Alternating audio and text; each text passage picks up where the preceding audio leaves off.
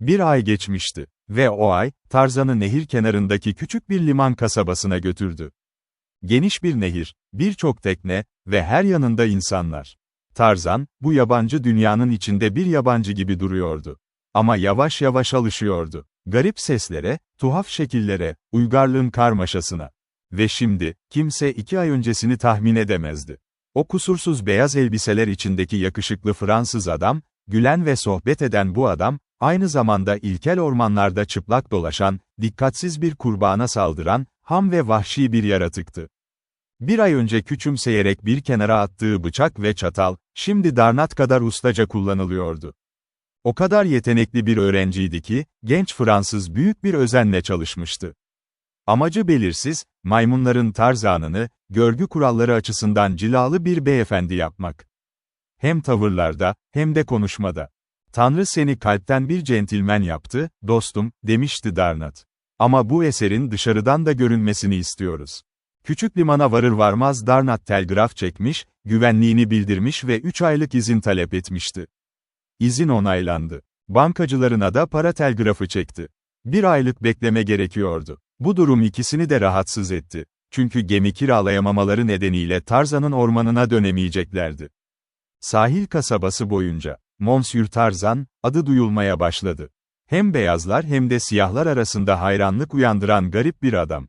Bir gün, içkiden çılgına dönmüş kocaman bir siyahi, kasabayı terörize etmeye başladı. Ta ki kötü yıldızı onu, otelin verandasında oturan siyah saçlı Fransız devinin yanına götürene kadar. Elinde bıçak sallayarak geniş merdivenleri tırmanıyordu. 4 adam bir masada oturmuş, absinte içiyordu. Alarm içinde bağırarak 4'ü de kaçtı, sonra siyahi, Tarzan'a döndü. Bir kükreme ve saldırdı. Yarım düzine kişi pencerelerden ve kapılardan izliyordu. Hepsi dev siyahın zavallı Fransızı parçalayacağını bekliyordu. Tarzan ise o tanıdık savaş gülümsemesiyle karşıladı bu coşkuyu. Siyahi yaklaşırken, çelik gibi kaslar siyah bileği kavradı. Bıçağı tutan el yukarı kalktı ve tek bir hızlı hareketle, el kırık bir kemiğin altında asılı kaldı. Acı ve şaşkınlıkla delilik onu terk etti. Canından bezmiş adam döndü. Ağlayarak, vahşice, köyüne doğru kaçtı. Başka bir akşam, Tarzan ve Darnat, birkaç beyazlı akşam yemeğindeydi. Konu aslanlar ve aslan avına geldi.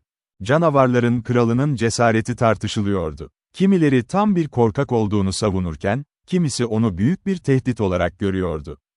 Her biri ekspres tüfeklerini sıkıca tutarken, aslanın gece kamp etrafında kükrediğini anlatıyordu. Darnat ve Tarzan, geçmişi gizli tutmaya karar vermişlerdi. Bu yüzden kimse bilmiyordu. Tarzan'ın orman canavarlarıyla olan derin bağını. "Monsieur Tarzan kendini ifade etmedi," dedi gruptan biri. "Afrika'da zaman geçirmiş biri olarak, aslanlarla deneyiminiz olmalı. Değil mi?" "Biraz," diye kuru bir şekilde yanıtladı Tarzan. "Her birinin bildiği kadar. Aslanların özellikleri konusunda haklısınız. Ama tüm siyahları, geçen hafta başını kaybeden adama göre yargılamak ne kadar yanlışsa, tüm beyazların korkak olduğuna karar vermek de o kadar yanlış." Masadakiler dikkatle dinliyordu. "Alt sınıflar arasında bireysellik var, beyler. Tıpkı aramızdaki gibi. Bugün dışarı çıkıp tesadüfen bir aslanla karşılaşabiliriz ve o aslan bizden kaçabilir. Yarın ise amcasıyla karşılaşırız ve arkadaşlarımız neden dönmediğimizi merak eder. Ben her zaman bir aslanın vahşi olduğunu varsayarım. Bu yüzden asla muhafızımı indirmem. Avlanmanın pek bir zevki olmaz," diye karşılık verdi ilk konuşmacı. "Eğer avladığı şeyden korkuyorsa." Darnat gülümsedi. "Tarzan korkuyor. Korku derken tam olarak ne demek istediğini anlamıyorum," dedi Tarzan. "Aslanlar gibi, korku da farklı erkeklerde farklı bir şeydir. Bana göre avdaki tek zevk, avlananın, beni yaralayabileceği kadar benim de onu yaralayabileceğimi bilmektir. Birkaç tüfekle, bir silah taşıyıcısıyla ve 20-30 dövücüyle çıksam, aslanın büyük bir şansı olduğunu hissedemem. Ve bu yüzden avın zevki, güvenlik arttıkça azalır. O zaman Bay Tarzan," dedi diğeri, hafif alaycı bir tonla, "çıplak ve sadece bir bıçakla ormana girip canavarların kralını öldürmeyi tercih eder, öyle mi?" "Ve bir parça ip," diye ekledi Tarzan. Tam o anda, uzak ormandan derin bir aslan kükremesi yükseldi. Sanki meydan okuyordu. "İşte fırsatınız burada, Monsieur Tarzan," diye şakalaştı Fransız. "Aç değilim," dedi Tarzan basitçe. Adamlar güldü, Darnat hariç. Ama sen de, hepimiz gibi, çıplak çıkmaktan korkuyorsun. Sadece bir bıçak ve bir parça iple. Öyle değil mi? Hayır, diye yanıtladı Tarzan. Sadece aptal, hiçbir mantık olmadan hareket eder. 5000 frank, dedi diğeri. Bahse girerim. Çıplak, sadece bir bıçak ve bir parça iple, ormandan aslan getiremezsin. Tarzan Arnold'a baktı. Darnat başını salladı. 10.000 yap, dedi Darnat. Bitti. Tarzan ayağa kalktı. Kıyafetlerimi yerleşimin kenarında bırakmam gerekecek, dedi. Gün doğmadan dönemezsem, sokakta giyecek bir şeyim olsun. Şimdi gitmiyorsun, diye bağırdı bahisçi. Gece mi? Neden olmasın? Numa gece yürüyor, onu bulmak daha kolay olacak. Hayır, dedi diğeri. Kanın benim elimde olmasını istemiyorum. Gündüz gitmek bile yeterince akılsızca. Şimdi gidiyorum, diye yanıtladı Tarzan. Ve odasına gidip bıçağını ve ipini aldı. Adamlar onu ormanın kenarına kadar eşlik etti. Tarzan kıyafetlerini küçük bir depoda bıraktı. Ama karanlık çalılıklara girmeye hazırlanırken, onu vazgeçirmeye çalıştılar. Bahisçi en ısrarcıydı. Kazandığınızı kabul edeceğim, dedi. 10.000 frankı alın. Ama bu aptalca girişimden vazgeçin. Çünkü bu sadece ölümünüzle sonuçlanabilir. Tarzan güldü. Ve bir an sonra, orman onu yuttu. Adamlar bir süre sessiz kaldı. Sonra yavaşça döndüler. Ve otelin verandasına geri yürüdüler. Tarzan ormana girer girmez ağaçlara yöneldi. Özgürlük dolu bir coşkuyla, daldan dala sallandı. Hayat buydu. Ah, ne kadar seviyordu bunu. Uygarlık, böyle dar ve sınırlı bir küre sunuyordu. Kısıtlamalarla, gelenekselliklerle çevrili. Kıyafetler bile bir engeldi, bir rahatsızlıktı. Sonunda özgürdü. Ne kadar mahkum olduğunu, şimdi anlıyordu. Kıyıya geri dönmek, güneye, kendi ormanına ve kulübesine dönmek istiyordu. Ama önce, bir iş vardı. Şimdi Numa'nın kokusunu aldı. Rüzgara karşı yolculuk yapıyordu. Kulakları, yumuşak ayak sesini ve çalılıklar arasından geçen devasa kürklü vücudu yakaladı. Sessizce yaklaştı. Habersiz yaratığın peşine düştü, ta ki ay ışığında küçük bir alana girene kadar. Sonra, hızlı ilmek yerleşti. Sarı boğazın etrafında sıkıştı. 100 kez yapmıştı bunu. Tarzan güçlü dalı kavradı ve canavar özgürlük için çırpınırken, arkasında toprak vardı. Büyük sırtına atladı. Uzun ince kılıcını vahşi kalbe defalarca sapladı. Sonra ayağını Numa'nın cesedine koydu. Ve sesini yükseltti. O korkunç, vahşi, zafer çığlığı. Bir an için Tarzan kararsız durdu. İçinde iki his savaşıyordu. Arnold'a duyduğu sadakat ve kendi ormanının özgürlüğüne duyduğu derin arzu. Sonunda, güzel bir yüzün vizyonu ve sıcak dudakların anısı ağır bastı. Eski hayatının büyüleyici resmini çözdü.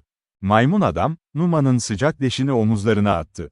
Ve yeniden ağaçlara döndü. Verandadaki adamlar neredeyse bir saat boyunca sessizlik içinde oturmuştu. Konuşmaya çalışmışlardı. Ama her sohbet sönüp gitmişti. Çünkü hepsinin aklında tek bir şey vardı. Mondayu, dedi bahisçi sonunda. Artık dayanamıyorum. Ekspresimle ormana gidip o deli adamı geri getireceğim. Seninle geleceğim. Sanki bu öneri korkunç bir kabusun büyüsünü bozmuş gibi, hepsi odalarına koştu. Ve hemen silahlanarak ormana doğru yola çıktılar.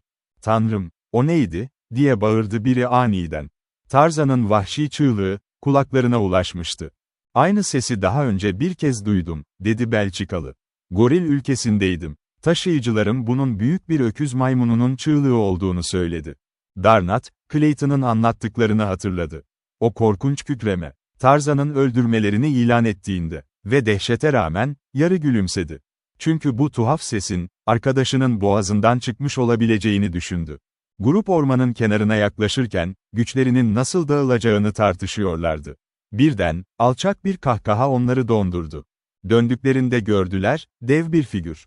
Omuzlarında ölü bir aslan, onlara doğru ilerliyordu. Darnat bile şaşkına dönmüştü. Bu kadar kısa sürede, bu kadar zavallı silahlarla, bu kadar hızlı bir aslanı öldürmek imkansız görünüyordu. Üstelik o devasa cesedi karmaşık ormanda taşımak. Adamlar Tarzan'ın etrafını sardı. Sorular yağdı. Ama Tarzan'ın tek cevabı, kahkahadan ibaretti. Tarzan için bu, bir kasabın bir ineği öldürdüğü için övülmesine benziyordu. Çok sık yapmıştı bunu. Yiyecek için, kendini korumak için. Bu eylem ona hiç olağanüstü gelmemişti. Ama bu adamların gözünde, büyük av deneyimi olan bu adamların gözünde, gerçek bir kahramandı. Darnat ise 10.000 frankı kazanmıştı. Çünkü ısrar etmiş ve hepsini saklamıştı. Bu Tarzan için çok önemliydi. Çünkü yeni fark etmeye başlıyordu. Küçük metal ve kağıt parçalarının ardındaki gücü. İnsanlar binerken, yerken, uyurken, giyinirken, içerken, çalışırken, oynarken, yağmurdan korunurken, her an el değiştiren bu gücü. Tarzan, parasız ölmek zorunda olmadığını anlamıştı artık. Darnat endişelenmemesini söylemişti, ikisi için fazlasıyla vardı. Ama maymun adam bir şey öğrenmişti, insanlar, karşılıksız para alanlara saygı duymazdı. Aslan avından kısa bir süre sonra Darnat, antik bir küvet kiralamayı başardı. Karayolculuğu için, ikisi için de mutlu bir sabah oldu. Küçük gemi demirini kaldırdı ve açık denize açıldı. Sahil yolculuğu sorunsuz geçti. Ertesi sabah kulübenin önünde demirlediler. Tarzan yeniden orman kıyafetlerini giydi. Elinde bir kürek ve tek başına maymunlar amfiteyatrosuna doğru yola çıktı. Hazinenin yattığı yere. Ertesi günün geç saatlerinde, büyük sandığı omzunda taşıyarak geri döndü. Gün doğduğunda küçük gemi, limanın ağzından geçip kuzeye doğru yol alıyordu. 3 hafta sonra Tarzan ve Darnat, Lyon'a giden bir Fransız gemisindeydi. Darnat birkaç gün kalacak. Tarzan ise Paris'e gidecekti. Maymun adam Amerika'ya gitmek için sabırsızlanıyordu. Ama Darnat ısrar etti, önce Paris. Önemli bir neden vardı. Ve bu talep, bir aciliyet içeriyordu. Arnaud'un Paris'e vardıktan sonra yaptığı ilk şeylerden biri, polis departmanının üst düzey bir yetkilisiyle görüşme ayarlamaktı. Yaşlı bir arkadaş ve Tarzan'ı da yanında götürdü. Darnat, sohbeti ustaca yönlendirdi. Ta ki polis, suçluları yakalamak ve tanımlamak için kullanılan yöntemleri Tarzan'a açıklayana kadar. Tarzan için en ilgi çekici olan, parmak izlerinin oynadığı roldü. Bu büyüleyici bir bilimdi. Ama bu izlerin ne değeri var, diye sordu Tarzan, birkaç yıl sonra parmaklardaki çizgiler tamamen değişirse? Eski doku yıpranıp yenisi büyürse? Çizgiler asla değişmez, diye yanıtladı yetkili. Bebeklikten yaşlılığa kadar, parmak izleri yalnızca boyut olarak değişir. Yaralanmalar halkalar ve kıvrımları değiştirebilir, evet. Ama kaçmak için, her şeyi kaybetmek gerekir. Harika, diye haykırdı Darnat. Acaba kendi parmaklarımdaki çizgiler nasıl görünüyor? Yakında göreceğiz, diye yanıtladı polis memuru. Bir zil çaldı. Yardımcısına birkaç talimat verdi. Adam kısa süre sonra küçük sert ahşap bir kutuyla geri döndü. Masaya bıraktı. Şimdi, dedi memur, parmak izleriniz alınacak. Küçük kutudan bir kare cam, kalın bir tüp mürekkep, bir lastik rulo ve birkaç kar beyazı kart çıkardı. Cama bir damla mürekkep sıktı, rulonun ileri geri hareketiyle, yüzeyin tamamını ince ve düzgün bir tabakayla kapladı. Sağ elinin 4 parmağını camın üzerine koy, şöyle. Şimdi baş parmak. Doğru. Şimdi aynısını karta uygula, biraz sağa. Sol el için yer bırak. İşte. Şimdi sol için de aynısı. Gel, Tarzan, diye seslendi Darnat. Senin çizgilerin nasıl görünüyor, bir bakalım. Tarzan memnuniyetle yaklaştı. Memura sorular sormaya başladı. Parmak izleri ırka özgü özellikler gösteriyor mu? Sadece parmak izinden, kişinin siyah mı yoksa Kafkas mı olduğunu anlayabilir misiniz? Sanmıyorum, diye yanıtladı memur. Bir maymunun parmak izi, bir insanınkinden ayırt edilebilir mi? Muhtemelen. Çünkü maymunlarınki daha basit, daha ilkel bir organizma. Peki ya maymun ile insan arasındaki bir melez, diye devam etti Tarzan. Bu, ata özelliklerini gösterebilir mi? Evet, muhtemelen öyle olmalı, diye yanıtladı yetkili. Ama bilim henüz bu konuda yeterince kesin değil. Bireyler arasında ayrım yapmaya güvenmekten çekinirim. Dünyaya gelen iki insan, muhtemelen hiçbir zaman tüm parmaklarında aynı çizgilere sahip olmamıştır. Tek bir parmak izinin, orijinali dışında tam olarak kopyalanıp kopyalanamayacağı bile şüpheli. Karşılaştırma çok zaman ya da emek istiyor mu, diye sordu Darnat. Normalde sadece birkaç dakika. Eğer izler farklıysa. Darnat cebinden küçük siyah bir kitap çıkardı. Sayfaları çevirmeye başladı. Tarzan şaşkınlıkla baktı. Darnat bu kitabı nasıl edinmişti? Kısa süre sonra Darnat, 5 küçük leke içeren bir sayfada durdu. Kitabı açık şekilde polise uzattı. Bu izler benimkine mi benziyor, yoksa Monsieur Tarzan'ınkına mı? Yoksa ikisiyle de aynı olduğunu mu söylüyorsunuz? Subay güçlü büyüteci alarak 3 örneği dikkatle inceledi. Kağıt defterine notlar yazdı. Tarzan, artık bu ziyaretin ne anlama geldiğini anlamıştı. Hayatının bilmecesinin cevabı, bu küçük izlerdeydi. Gergin bir sinirle sandalyesinde öne eğildi. Ama sonra, birden rahatladı. Gülümsedi ve geri yaslandı. Darnat şaşkınlıkla baktı. 20 yıl boyunca, dedi Tarzan acı bir şekilde, o parmak izlerini unutuyor. Oysa babasının kulübesindeydi ve hayatım boyunca orada yattığını gördüm. Polis şaşkınlıkla başını kaldırdı. Devam edin, kaptan, dedi Darnat. Muayenenizi yapın. Hikayeyi sonra anlatırız. Eğer Bay Tarzan kabul ederse. Tarzan başını salladı. Ama sen delisin, sevgili Darnat, diye ısrar etti. Bu küçük parmaklar, Afrika'nın batı kıyısında gömülü. Bunu bilmiyorum, Tarzan, diye yanıtladı Darnat. Mümkün. Ama John Clayton'ın oğlu değilsen, nasıl o terk edilmiş ormana geldin? O ormana John Clayton dışında başka kim ayak basmıştı ki? Kalayı unutuyorsun, dedi Tarzan. Onu hiç düşünmüyorum, diye yanıtladı Darnat. Arkadaşlar bulvara bakan geniş pencereye yürüdü. Bir süre orada durdular. Aşağıdaki kalabalığa baktılar. Her biri kendi düşüncelerine dalmış. Parmak izlerini karşılaştırmak biraz zaman alır, diye düşündü Darnat, memura dönerek. Ve şaşkınlıkla gördü, yetkili, sandalyesine aceleyle yaslanmış, küçük siyah günlüğün içeriğini tarayıp inceliyordu. Darnat hafifçe öksürdü. Polis başını kaldırdı. Gözlerini yakaladı ve sessiz olmasını işaret etti. Darnat yeniden pencereye döndü. Birkaç an sonra polis konuştu. Beyler. İkisi de döndü. Açıkça çok şey risk altında. Ve bu karşılaştırmanın kesin sonucuna güvenmek, büyük bir sorumluluk. Bu yüzden tüm işi uzman Bay Deskerk'e bırakmanızı rica ediyorum. Sadece birkaç gün meselesi olacak. Hemen öğrenmeyi ummuştum, dedi Darnat. Bay Tarzan yarın Amerika'ya yelken açıyor. 2 hafta içinde raporu iletebileceğimi söz veriyorum, diye yanıtladı subay. Ama ne olacağını söylemeye cesaret edemem. Benzerlikler var. Ama bunu Monsieur Deskerk'e bırakalım. Bir taksi, dış kentin kenarındaki eski moda bir konutun önünde durdu. Baltimore. Yaklaşık 40 yaşında, iyi yapılı, güçlü, düzenli hatlı bir adam adım attı dışarı. Şoföre ödeme yaparak ayrıldı. Bir an sonra yolcu, eski evin kütüphanesine giriyordu. Ah, Bay Canner, diye bağırdı yaşlı bir adam, onu karşılamak için ayağa kalkarken. İyi akşamlar, sevgili profesör, diye karşılık verdi adam, dostane bir el uzatarak. Seni kim kabul etti? Esmeralda. O zaman Jane'e burada olduğunu söyleyecektir, dedi yaşlı adam. Hayır, profesör, diye yanıtladı Canner. Esas olarak sizi görmek için geldim. Ah, onur duydum, dedi Profesör Porter.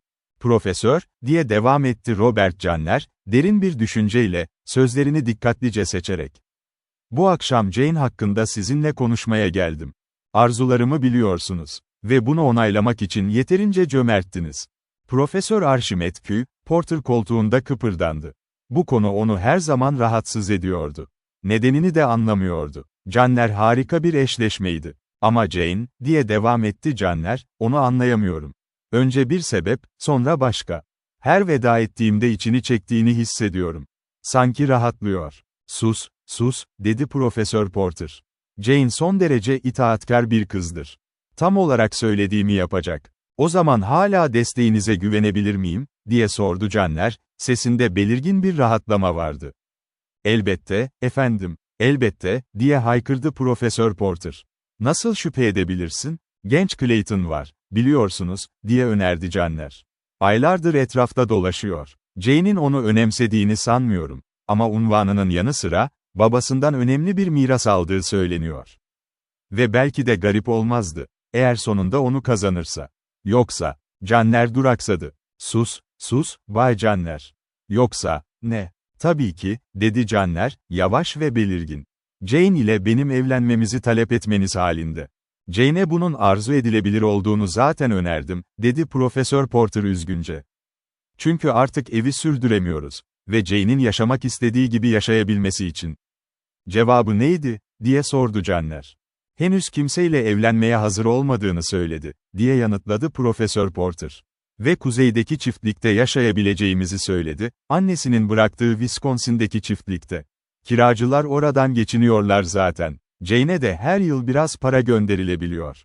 Haftanın ilk günü oraya gitmeyi planlıyoruz. Philander ve Bay Clayton zaten hazırlık yapmaya gittiler.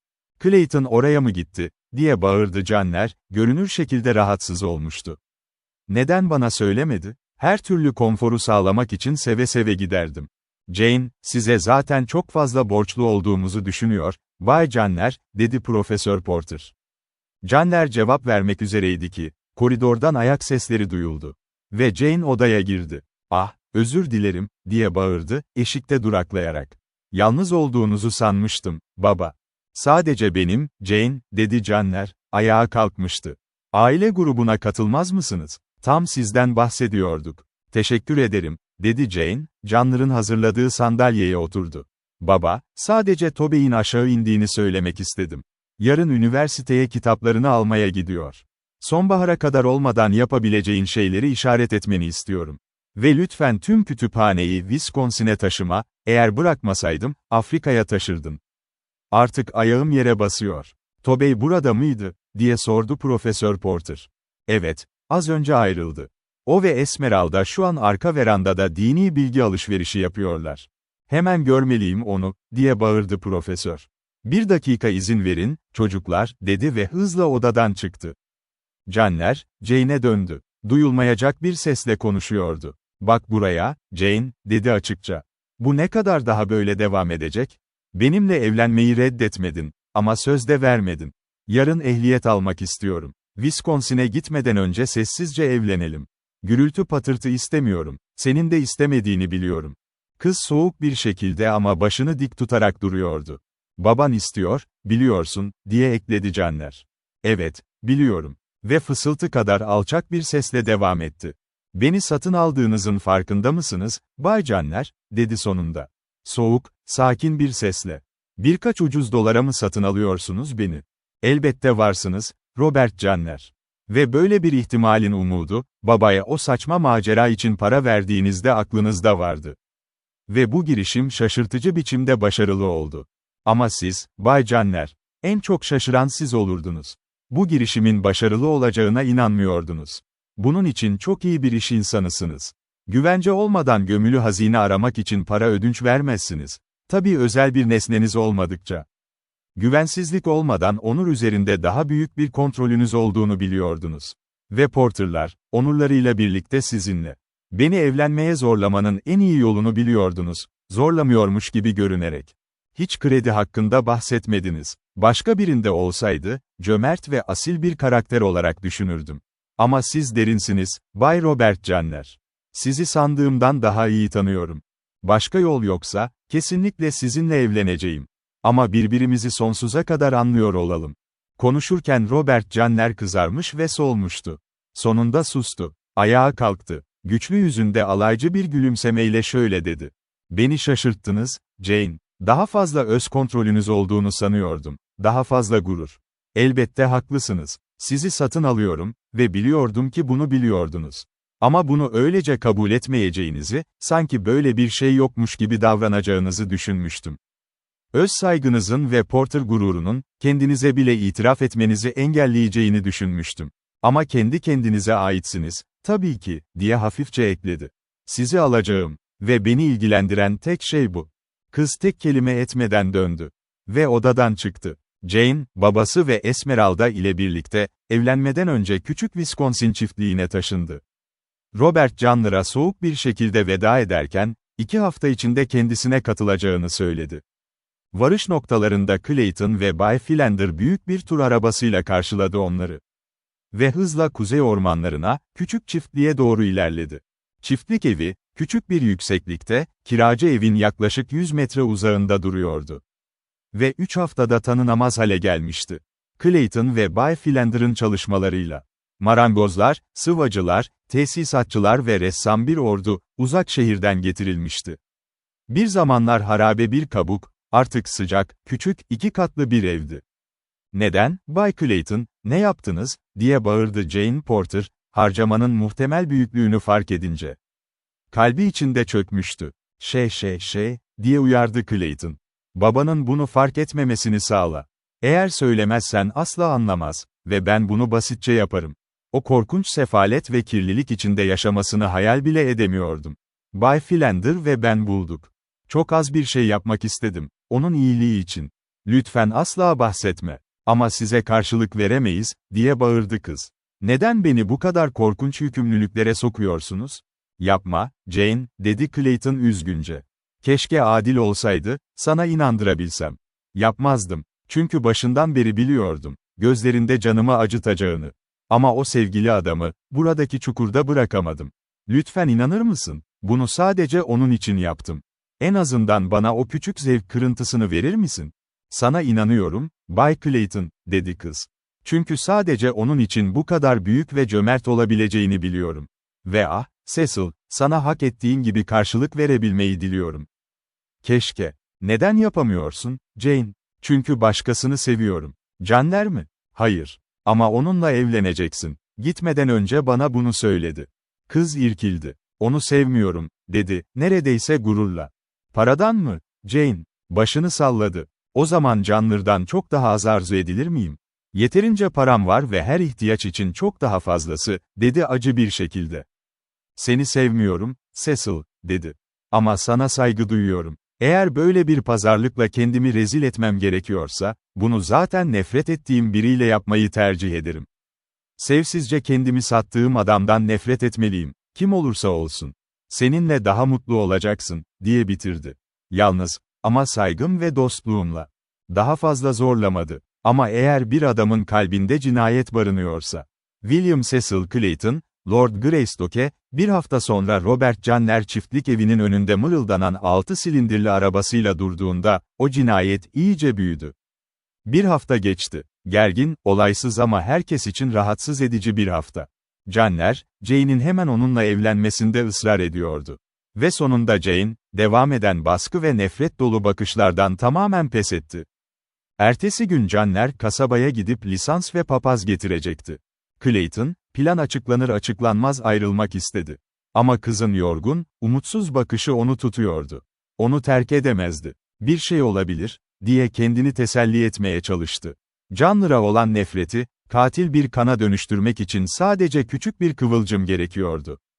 Ertesi sabah erken saatlerde Canler şehre doğru yola çıktı. Doğuda ormanın üzerinde alçakta bir duman tütüyordu. Bir yangın, bir haftadır uzaklarda yanıyordu. Ama rüzgar batıdan esiyordu. Tehlike yoktu. Öğle civarı Jane yürüyüşe çıktı. Clayton'ın eşlik etmesine izin vermedi. Yalnız kalmak istiyordu. Evde Profesör Porter ve Bay Philander önemli bir bilimsel sorunun tartışmasına dalmıştı. Esmeralda mutfakta uyukladı. Clayton ise uykusuz bir gecenin ardından kanepede oturdu ve kısa sürede ağır bir uykuya daldı. Doğuda siyah duman bulutları yükseldi. Aniden ve hızla batıya sürüklenmeye başladı. Devam ettiler. Kiracı evin sakinleri gitmişti. Pazar günüydü. Alevlerin hızla yaklaştığını gören yoktu. Kısa süre sonra alevler güney yolunu aşmış. Canlar'ın dönüş yolunu da kesmişti. Rüzgarın bir dalgalanmasıyla orman, kuzeye doğru ateşin içinde kalmıştı. Sonra geri üfledi. Alevler neredeyse durdu. Sanki bir usta tarafından tasma altında tutuluyordu. Aniden, kuzeydoğudan büyük siyah bir araba hızla ilerledi. Kulübenin önünde durdu. Siyah saçlı dev dışarı fırladı. Verandaya koştu. Eve daldı. Clayton kanepede yatıyordu. Adam irkildi. Ama bir sıçrayışta Clayton'ın yanındaydı. Omzundan sertçe sallayarak bağırdı. Aman tanrım, Clayton, hepiniz deli misiniz? Neredeyse ateşle çevrildiniz. Bayan Porter nerede? Clayton fırladı. Adamı tanımıyordu. Ama bir şekilde tanıdık geliyordu. Scott, diye bağırdı. Sonra eve koşarak geri döndü. Jane, neredesin? Bir anda Esmeralda, Profesör Porter ve Bay Philander da katıldı. Bayan Jane nerede, diye bağırdı Clayton, Esmeralda'nın omuzlarını tutarak. Ah, Gabriel, Bay Clayton, yürüyüşe çıktı. Henüz dönmedi mi? Cevabı beklemeden bahçeye koştu. Diğerleri de peşinden. Hangi yöne gitti, diye bağırdı siyah saçlı dev, Esmeralda'ya dönerek. O yoldan, diye bağırdı korkmuş kadın. Güneyi işaret ediyordu. Gürleyen alevler manzarayı kaplamıştı. Bu insanları diğer arabaya koyun, diye bağırdı yabancı. Bir tane gördüm. Kuzey yolundan çıkarın. Arabamı burada bırakın. Eğer Bayan Porter'ı bulursam, buna ihtiyacım olacak. Eğer bulamazsam, kimsenin ihtiyacı kalmaz. Clayton tereddüt etti. Ve sonra, ince figürü açıklıktan geçip kuzeybatıdaki ormana doğru uzaklaştığını gördüler. Her birinde büyük bir yükün omuzlarından kalktığı hissi vardı. Bu yabancının gücüne duyulan örtük güven, Jane'i kurtarmak için yeterliydi. "O kimdi?" diye sordu Profesör Porter. "Bilmiyorum," diye yanıtladı Clayton. "Bana isimle seslendi ve Jane'i tanıyordu. Esmeralda'ya da ismiyle hitap etti. Onda son derece tanıdık bir şey vardı," diye bağırdı Bay Philander.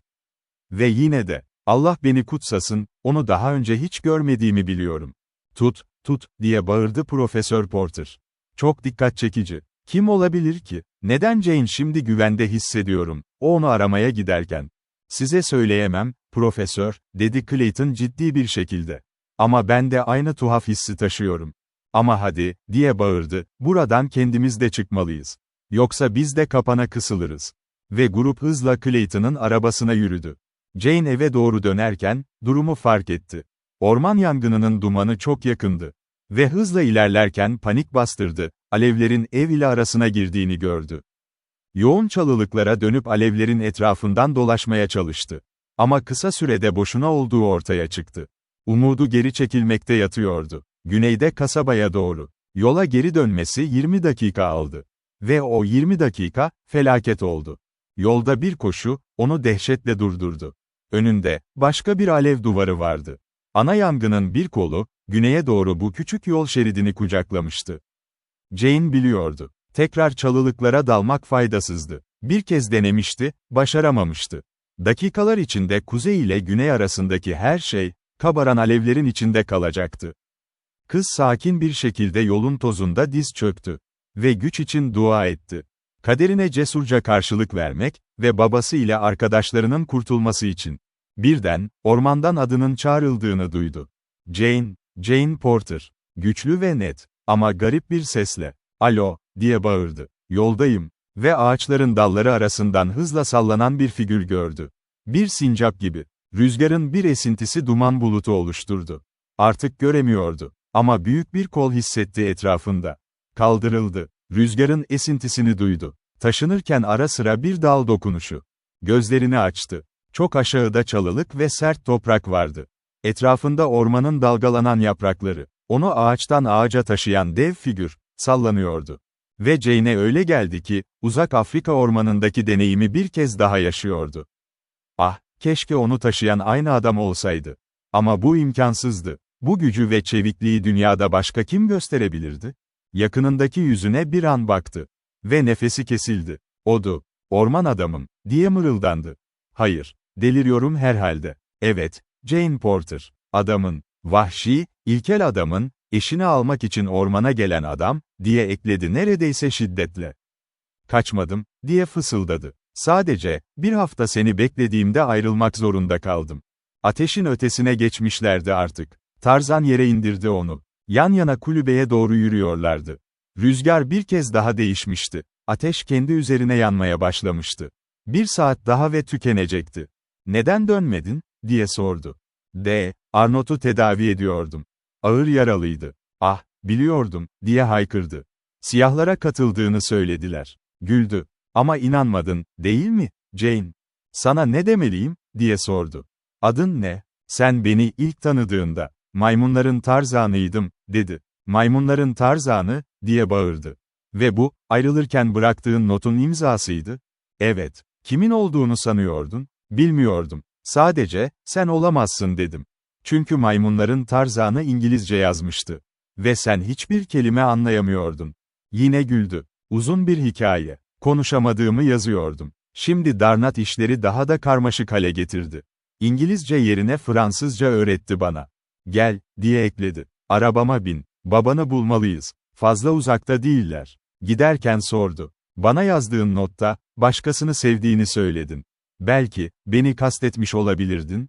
"Belki de öyle oldu," diye basitçe yanıtladı. "Ama Baltimore'da, seni ne kadar aradım. Bir Canner adında adamın seninle evlenmeye geldiğini söylediler." "Doğru mu?" "Evet. Onu seviyor musun?" "Hayır. Beni seviyor musun?" Yüzünü ellerinin arasına gömdü. "Başkasına söz verdim. Sana cevap veremem, maymunların Tarzan'ı," diye bağırdı. "Cevapladın. Şimdi söyle bana, neden sevmediğin biriyle evleniyorsun? Babam ona borçlu. Birden Tarzan'ın aklına, elindeki mektup geldi. Robert Jenner adı ve ima edilen sorunlar. O zaman anlamamıştı. Şimdi gülümsedi. Baban hazineyi kaybetmeseydi, bu adama verdiğin sözü tutmak zorunda hisseder miydin? Beni serbest bırakmasını isteyebilirim. Ya reddederse? Sözümü verdim. Bir an sessizlik. Araba engebeli yolda hızla ilerliyordu. Sağda ateş tehditkar biçimde yükseliyordu. Bir rüzgar değişikliği, her şeyi mahvedebilirdi. Sonunda tehlike noktasını geçtiler. Tarzan hızı azalttı. Sanırım ona sorsam mı, diye düşündü Tarzan yüksek sesle. Bir yabancının talebine boyun eğmez, dedi kız. Özellikle, beni kendisi isteyen birine. Terkoz yaptı, dedi Tarzan sertçe. Jane ürperdi ve korkuyla yanındaki dev figüre baktı. Onun savunması için öldürdüğü büyük antropoidi kastettiğini biliyordu. Burası Afrika ormanı değil, dedi. Sen artık vahşi bir yaratık değilsin. Bir centilmensin ve centilmenler soğukkanlı öldürmez. Hala kalbimde vahşi bir canavarım, dedi alçak bir sesle. Ama kendi kendine. Yine sessizlik. Jane, dedi adam sonunda. Özgür olsaydın, benimle evlenir miydin? Hemen cevap vermedi. Sabırla bekledi. Kız düşüncelerini toplamaya çalışıyordu. Bu tuhaf yaratık hakkında ne biliyordu? Kim olduğunu bile bilmiyordu. Adı bile gizemli kökenini yansıtıyordu. Hayatı ağaç tepelerinde geçen bir kocayla ne ortak noktası olabilirdi ki? Vahşi antropoidlerle oynayan, kavga eden biri. Taze öldürülmüş avdan yemek yiyen biri. Ve eşleri payları için kavga ederken, sosyal alanına hiç yükselebilir miydi? Ve düşmeye dayanabilir miydi? Böyle korkunç bir ittifakta, ikisi de mutlu olabilir miydi? Cevap vermiyorsun, dedi. Yaralanmaktan mı korkuyorsun? Ne cevap vereceğimi bilmiyorum, dedi Jane üzgünce. Kendi aklımı bilmiyorum. Peki, beni sevmiyor musun? Sakin bir tonla sorulmuştu. Ama derininde bir şeyler vardı. Bana sorma. Bensiz daha mutlu olacaksın. Sen hiçbir zaman toplumun kısıtlamaları için yaratılmadın.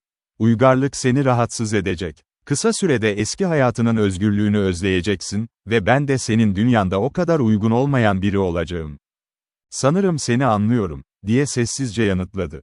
Seni teşvik etmeyeceğim. Çünkü ben mutlu olmaktansa, seni mutlu görmeyi tercih ederim. Bir maymunun seni mutlu edemeyeceğini anlıyorum artık. Sesinde hafif bir acı vardı.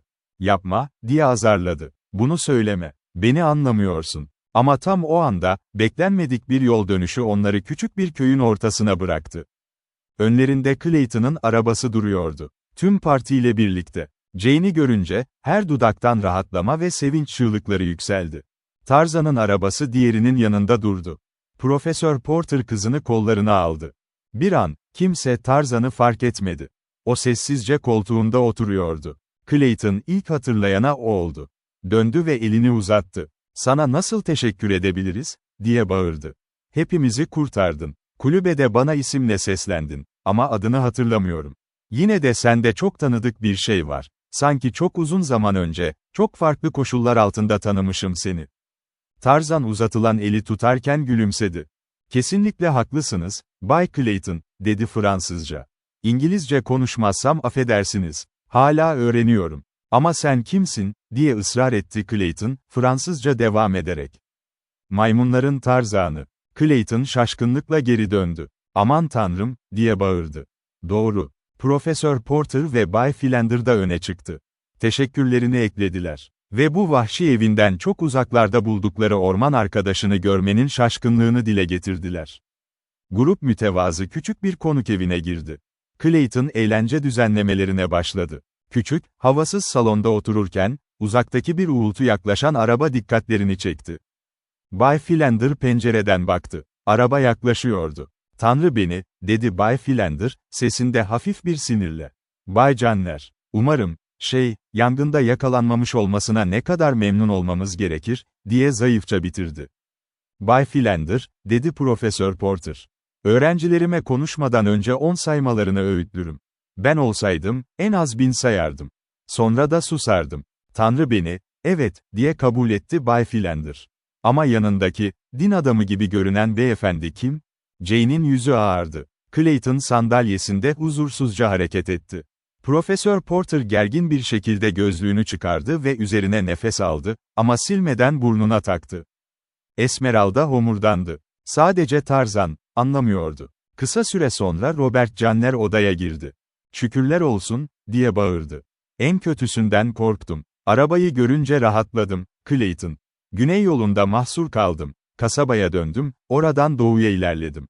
Hiç ulaşamayacağımı sanmıştım. Kimse pek heyecanlanmıyor gibiydi." Tarzan, Sabor'un avına baktığı gibi. Robert Canner'a baktı. Jane ona baktı ve gergin bir şekilde öksürdü. "Bay Canner," dedi, "bu Monsieur Tarzan, eski bir arkadaş." Canner döndü ve elini uzattı. Tarzan ayağa kalktı ve eğildi. Darnat onu bunu öğretmişti. Ama Canner'ın eline bakmıyordu. Canner de bu eksikliği fark etmemiş gibiydi. "Bu rahip Bey Tazli, Jane," dedi Canner, arkasındaki din adamına dönerek. "Bay Tazli, Bayan Porter." Bay Tazli eğildi ve gülümsedi. Canner onu diğerleriyle tanıştırdı. "Töreni hemen yapabiliriz, Jane," dedi Canner. "O zaman gece yarısı trenine kasabada yetişiriz." Tarzan planı hemen anlamıştı. Yarı kapalı gözlerle izliyordu. Ama kımıldamıyordu. Kız tereddüt etti. Oda gergin sinirlerin sessizliğiyle dolmuştu. Tüm gözler Jane'deydi. "Birkaç gün bekleyemez miyiz?" diye sordu. "Tamamen toparlanamadım. Bugün çok şey yaşadım." Canner, odadaki düşmanlığı hissetti. Öfkelendi. "Yeterince bekledik," dedi sertçe. "Benimle evlenmeye söz verdin. Artık oyalanmaya niyetim yok. Lisans elimde. Vaiz burada. Hadi, Bay Tazli, gel, Jane. Tanıklar fazlasıyla var." Ve Jane Porter'ın kolundan tutarak onu bekleyen bakana doğru yönlendirmeye başladı. Ama tek bir adım. Ağır bir el, kolunu çelik bir kavrayışla kapattı. Başka bir el, boğazına fırladı. Ve bir anda, yerden yukarı kalktı. Bir kedinin fareyi sallaması gibi. Jane, dehşet içinde Tarzan'a döndü. Ve yüzüne baktığında, alnındaki kızıl bandı gördü. O gün, uzak Afrika'da, büyük antropoid Terkoz ile ölümcül savaşa girdiği gün. O vahşi kalbinde cinayet yattığını biliyordu. Küçük bir korku çığlığıyla maymun adama yalvarmak için öne atıldı. Ama korkusu daha çok Canner içindi. Tarzan için değil. Onlara ulaşmadan önce Clayton, Tarzan'ın yanına atladı. Canları kurtarmaya çalıştı. Ama Tarzan güçlü koluyla onu geri itti. Clayton kenara geçti. Sonra Jane, sağlam beyaz elini Tarzan'ın bileğine koydu. Ve gözlerine baktı. "Benim için," dedi. Canner'ın boğazındaki kavrayış gevşedi. Tarzan, önündeki güzel yüze baktı. "Bunun yaşamasını mı istiyorsun?" diye şaşkınlıkla sordu. "Onun senin elinden ölmesini istemiyorum," diye yanıtladı. "Katil olmanı istemiyorum." Tarzan elini çekti. "Onu verdiği sözden kurtarıyor musun? Bu, hayatının bedeli." Canner, nefes nefese kalarak başını salladı. "Ve ona daha fazla taciz etmeyeceğini söylüyor musun?" Adam yeniden başını salladı. Yüzü ölüm korkusuyla bozuklaşmıştı. Tarzan onu bıraktı. Canner kapıya sendeleyerek ilerledi. Ve gitti. Dehşet içindeki vaiz de onunla. Tarzan Jane'e döndü. "Bir dakika yalnız konuşabilir miyiz?" Kız başını salladı. Dar verandaya açılan kapıya doğru yürüdü. Durdu. Tarzan'ı bekledi. "Bekle," diye bağırdı Profesör Porter, Tarzan peşinden gitmek üzereyken. "Daha ileri gitmeden önce, bir açıklama istiyorum. Hangi hakla kızımla Bay Canner arasına girdiniz? Ona söz vermiştim. Ve ne olursa olsun, kişisel hoşlanmadığımız şeyler olsa bile, o söz tutulmalıdır." "Müdahale ettim, Profesör Porter," diye yanıtladı Tarzan. "Çünkü kızınız Bay Canner'ı sevmiyor. Onunla evlenmek istemiyor. Bu, yeterli sebep." "Ne yaptığını bilmiyorsun," dedi Profesör Porter. "Şimdi kesinlikle evlenmeyecek. Kesinlikle evlenmeyecek," dedi Tarzan, kararlı bir şekilde. "Ve dahası," diye ekledi Tarzan, "gururunuzun zarar görmesinden korkmanıza gerek yok. Canner'a ne borçluysanız, eve varır varmaz ödeyebileceksiniz." "Tut, Tif, efendim. Ne diyorsunuz? Hazineniz bulundu," dedi Tarzan. "Ne?" diye bağırdı profesör. "Deli misiniz? Bu olamaz." "Ama öyle. Onu çalan bendim. Değerini de kime ait olduğunu da bilmiyordum. Denizcilerin gömdüğünü görmüştüm. Ve maymun gibi yeniden gömmüştüm. Darnat bana ne olduğunu ve kime ait olduğunu anlattığında, ormana döndüm ve onu buldum. Çok suça, acıya ve kedere yol açmıştı. Hazineyi buraya getirmeye niyetliydim. Ama onun yerine bir akreditif getirdim. İşte burada, Profesör Porter." Tarzan bir zarf çıkardı cebinden. Şaşkın profesöre uzattı. 240.000 dolar. Hazine en titiz şekilde değerlendi. Ama aklında herhangi bir soru kalmasın diye Darnat kendisi satın aldı. Hazineyi tercih edersen o da hazır. Size zaten ne kadar borçluyduk, dedi Profesör Porter, titreyen sesle. Şimdi, bu en büyük hizmet. Onurumu kurtarmam için bana gerekli araçları verdiniz. Clayton o anda odaya döndü. Affedersiniz, dedi. Gece kararmadan kasabaya ulaşmalıyız. Kuzeyden gelen bir yerli, yangının yavaşladığını bildirdi. Bu duyuru sohbeti böldü. Tüm parti bekleyen arabalara doğru çıktı. Clayton, Jane, Profesör ve Esmeralda kendi arabasına bindi. Tarzan ise Bay Philander'ı yanına aldı. "Bağışlayın," diye bağırdı Bay Philander, araba hareket ederken. "Kim inanır ki? Son gördüğümde gerçek bir vahşi adamdın, tropikal Afrika ormanında dallar arasında zıplıyordun. Şimdi beni Wisconsin'de Fransız bir otomobille taşıyorsun. Tanrı beni, bu gerçekten dikkat çekici." "Evet," diye onayladı Tarzan. Bir duraklamadan sonra sordu. "Bay Philander, Afrika ormanındaki kulübede bulunan ve gömülen 3 iskeletle ilgili detayları hatırlıyor musunuz?" "Çok belirgin, efendim," diye yanıtladı Bay Philander. "O iskeletlerden herhangi birinde, tuhaf bir şey var mıydı?" Bay Philander, Tarzan'a dar bir göz attı. "Neden soruyorsunuz? Bu benim için çok şey ifade ediyor," diye yanıtladı Tarzan. "Cevabınız bir gizemi çözebilir. Son 2 aydır bu iskeletler hakkında bir teori geliştiriyorum. Sorum şu, bildiğiniz kadarıyla, gömdüğünüz 3 iskelet tamamen insana mı aitti?" "Hayır," dedi Bay Philander. "En küçüğü, beşiğin içinde bulunandı. O, bir antropoid maymunun iskeletiydi." "Teşekkür ederim," dedi Tarzan. Öndeki arabada Jane, hızlı ve öfkeyle düşünüyordu. Tarzan onunla birkaç kelime konuşmak istemişti.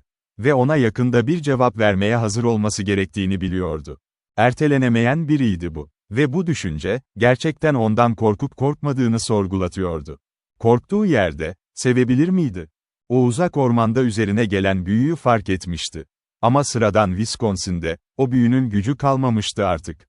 Göz ucuyla Clayton'a baktı. Burada eğitilmiş bir adam. Kendisiyle aynı ortamda yetişmiş, sosyal konumu ve kültürü olan biri. Dostluğun, birlikteliğin ne anlama geldiğini bilen biri. En iyi yargısı, bu genç İngiliz soylusuna işaret ediyordu. Uyum, anlaşma, ortak değerler. Clayton'ı sevebilir miydi? Göremiyordu bir engeli. O anda, dev kolu etrafındaki hissi, uzak Afrika ormanında ayakları yerden kesildiği o anı, düşündü. Ve bugün yeniden yaşadığı o duyguyu. Ama bu, sadece geçici bir halüsinasyondu. İlkel kadının ilkel erkeğe duyduğu çekim. Eğer bir daha ona dokunmazsa, bu çekimi hissetmezdi. O zaman onu sevmemişti. Sadece bir heyecandı. Kişisel temas aşırı tetiklemişti duyguları. Ve bu his, tanıdıklıkla azalacaktı. Yeniden Clayton'a baktı. Çok yakışıklıydı. Tam anlamıyla bir centilmendi. Böyle bir kocayla gurur duymalıydı. Ve tam o anda, Clayton konuştu. Bir dakika erken ya da geç olsaydı, her şey farklı olabilirdi. Ama şans devreye girdi. Ve psikolojik anı yakaladı. "Artık özgürsün, Jane," dedi. "Söyler misin? Evet mi? Hayatımı seni mutlu etmeye adayacağım." "Evet," diye fısıldadı. O akşam istasyondaki küçük bekleme odasında. Tarzan Jane'i bir an için yalnız yakaladı. "Artık özgürsün, Jane," dedi. "Ve ben, uzun ve karanlık bir geçmişten geldim. İlkel insanın ininden yüzyıllara geçtim. Senin için medeni bir adam olmaya çalıştım. Senin için okyanusları ve kıtaları geçtim. Senin için, ne istersen olmaya çalışacağım. Seni mutlu edebilirim, en iyi tanıdığın ve sevdiğin hayatta. Benimle evlenir misin?" İlk kez, bu adamın sevgisinin tüm derinliğini fark etti. Hepsini, sadece ona olan sevgi yüzünden bu kadar kısa sürede başarmıştı. Başını kollarına gömdü. Ne yapmıştı? Bu yalvarışlardan kaçarken, daha korkunç bir hata yapmıştı. Sonra ona her şeyi anlattı. Gerçeği, kelimesi kelimesine. Ama kendini korumaya ya da hatasını onaylamaya çalışmadan. "Ne yapabiliriz?" diye sordu. "Sevdiğini itiraf ettin. Ben de seni seviyorum, biliyorum bunu. Ama toplumun etiklerini de biliyorum. Kararı sana bırakacağım. Çünkü sen, nihai refahın için ne iyi olduğunu en iyi biliyorsun." "Ona söyleyemem, Tarzan," dedi. "O da beni seviyor. Ve iyi bir adam. Eğer Clayton'a verdiğim sözü geri çevirirsem, asla yüzüne bakamam. Sözümü tutmak zorundayım. Ve sen, bu yükü taşımama yardım etmelisin." Belki, bu geceden sonra bir daha görüşmeyebiliriz. Diğerleri şimdi odaya giriyordu. Tarzan küçük pencereye döndü. Ama dışarıda hiçbir şey görmedi. İçeride, gözlerinin önünde bir görüntü belirdi. Muhteşem tropikal bitkiler ve çiçekler. Dalgalanan yapraklar ve ekvator gökyüzünün mavisi. Yeşilliklerin ortasında genç bir kadın küçük bir toprak yığınının üzerinde oturuyordu. Yanında genç bir dev. Hoş meyveler yiyorlar, birbirlerinin gözlerine bakıyorlar, gülümsüyorlardı. Çok mutluydular. Ve tamamen yalnız. Düşünceler dağıldı. İstasyon görevlisi içeri girdi. Baltimore'dan iletilen bir mesaj vardı. Paris'ten telgraf. Ben Monsieur Tarzan, dedi maymun adam. Zarfı aldı, yırttı, açtı. Mesaj D. Arnold'tandı. Şöyleydi. Parmak izleri Greystoke olduğunu kanıtlıyor. Tebrikler. Darnat. Tarzan okumayı bitirirken, Clayton içeri girdi. Elini uzatarak yaklaştı. İşte Tarzan'ın unvanını taşıyan adam. Tarzan'ın mülklerini taşıyan adam. Ve Tarzan'ın sevdiği kadınla evlenecek olan adam. Tarzan'dan tek bir kelime, bu adamın hayatında büyük bir fark yaratırdı. Unvanını, topraklarını, kalelerini geri alabilirdi. Ve belki, Jane Porter'ı da. Diyorum ki, yaşlı adam, diye bağırdı Clayton. Sana yeterince teşekkür edemedik. Hem Afrika'da hem de burada hayatlarımızı kurtardın. Sık sık seni ve olağanüstü koşullarını düşündüm. Eğer bu benim işimse, sen nasıl ormana karıştın? Orada doğdum, dedi Tarzan sessizce. Annem bir maymundu. Ve tabii ki bana pek bir şey anlatamazdı. Kimin olduğunu hiç bilmedim. Babam öyleydi.